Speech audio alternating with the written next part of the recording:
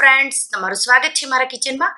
આજે હું તમને કાઠિયાવાડી સરગવા બટેટાનું રસાવાળું શાક કેવી રીતે બનાવવું એની રેસીપી કહીશ. આ શાક આપણે છાશ વાપરી અને બનાવીશું.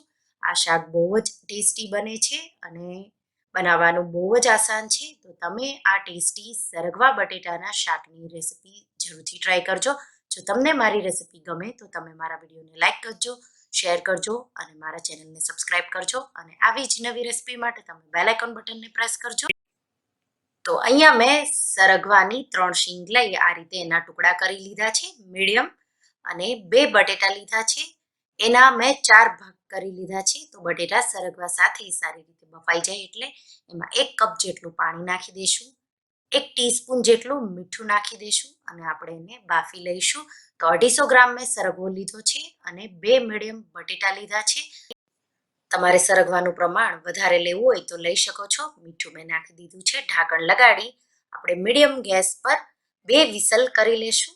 ત્યાં સુધીમાં સાઈડમાં ગ્રેવી રેડી કરી લેશું. તો મેં એક પેનમાં 2 ટેબલસ્પૂન તેલ લીધું છે, એમાં 1 ટીસ્પૂન જીરું, 1/4 ટીસ્પૂન હિંગ, 2 મીડિયમ ડુંગળી લઈ ઝીણી કાપીને નાખી દઈશું. અને ડુંગળીને આપણે એકદમ સારી રીતે સાતળી લેવાની છે. તો હું મીડિયમ ગેસ પર 3 થી 4 મિનિટ ડુંગળીને સારી રીતે સાતળી લઈશ. ત્યાં સુધી સાઈડમાં હું ગ્રેવી માટે 1/4 કપ જેટલું દહીં લઈ લઈશ. તમારે વધારે લેવું હોય તો વધારે પણ લઈ શકો છો. દહીંમાં 2 ટેબલસ્પૂન ચણાનો લોટ, બેસન નાખી અને આપણે દહીંને મિક્સ કરી ફેટી લેશું. અને પછી આપણે એમાં 1/2 થી 1/4 કપ જેટલું પાણી, જેટલી તમારે ગ્રેવી નાખવી હોય એ પ્રમાણે તમારે પાણી નાખી દેવાનું. અને જો તમારા પાસે છાશ હોય તો ડાયરેક્ટ એમાં 2 ટેબલસ્પૂન ચણાનો લોટ નાખી તમે એમ પણ મિક્સ કરી ગ્રેવી માટે વાપરી શકો છો. તો આને હું સારી રીતે મિક્સ કરી દઈશ. ડુંગળી હવે સારી રીતે સતળાઈ ગઈ છે. હું 7 થી 8 લસણની કળીઓ અને એમાં 1 ટેબલસ્પૂન જેટલું લાલ મરચું લઈ આપણે એની પેસ્ટ બનાવી લેશું. આપણે પીસીને બનાવશું તો શાકનો ટેસ્ટ છે એ બહુ જ સારો આવશે. તો પેસ્ટ મેં સારી રીતે ખાંડી અને રેડી કરી લીધી છે. અને ડુંગળી આ રીતે સારી રીતે સતળાઈ જાય એટલે આપણે બનાવેલી પેસ્ટ નાખી દઈશું. અને જો તમારા પાસે બનાવેલી લસણની ચટણી આવી હોય તો એ ડાયરેક્ટ તમારે નાખી દેવાની. ડુંગળી સાથે સારી રીતે મિક્સ કરી આપણે સાતળી લેશું.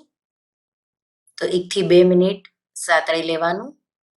સારી રીતે સતળાઈ જાય એટલે 1/4 ટીસ્પૂન જેટલી હળદર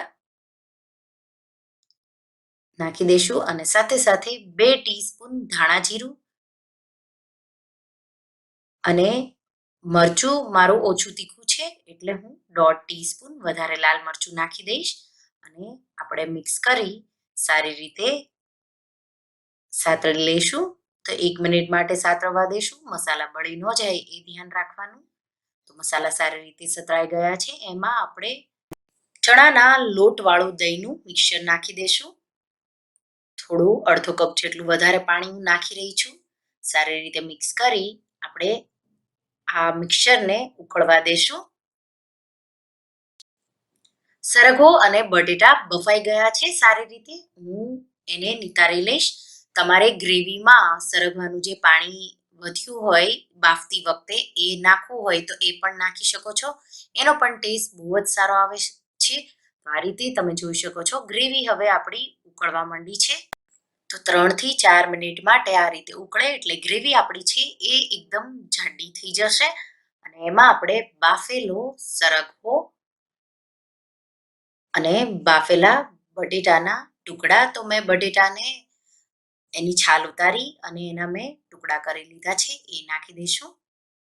અને હલકું મિક્સ કરવાનું, સરગવો તૂટે નહીં એમ. અને ગ્રેવીના હિસાબે મીઠું નાખી દઈશું. મિક્સ કરી દઈશું. અને આપણે થોડી વાર માટે એને આ રીતે થવા દેશું. એટલે એકદમ ટેસ્ટી છે આ. અને જો તમને થોડું ગળ્યું સાઈડ ભાવતું હોય તો તમે થોડો ગોળ નાખી શકો છો. પણ આ કાઠિયાવાડી સ્ટાઇલ આ શાકમાં ગળ પણ જતું નથી, પણ બહુ જ સારું લાગે છે. આ તમે શાક ભાત સાથે, ખીચડી સાથે, ભાખરી સાથે, રોટલી સાથે કે રોટલા સાથે ખાઈ શકો છો. એકદમ ટેસ્ટી બને છે. બનાવવાનું એકદમ સિમ્પલ છે. તો તમે આ રીતે સરગવા બટેટાના શાકની રેસીપી જરૂરથી ટ્રાય કરજો. લાસ્ટમાં મેં ધાણા નાખી અને મિક્સ કરી દીધું, ગેસની આંચ બંધ કરી દીધી. હવે આપણે આ ગરમા ગરમ શાકને સર્વ કરીશું. તો આ શાકમાં તમારે બે વસ્તુ ધ્યાન રાખવાની કે ડુંગળી એકદમ સારી રીતે સતળાઈ જવી જોઈએ અને લસણવાળું મરચું નાખો એ પણ સારી રીતે સતળાઈ જવું જોઈએ, તો જ આપણા શાકનો ટેસ્ટ છે એ બહુ સારો આવશે. અને દહીં મેં જે વાપર્યું એ બહુ ખાટું નહોતું. અને તમારે સરગવો બટેટાને 2 જ સીટી થવા દેવાની, વધારે થવા દેશો તો સરગવો એકદમ તૂટી જાય એવો થઈ જશે. તો તમે આ રીતે સરગવા બટેટાના શાકની રેસીપી જરૂરથી ટ્રાય કરજો અને મને કમેન્ટમાં કહેજો કે તમને મારી રેસીપી કેવી લાગી. Thank you for watching.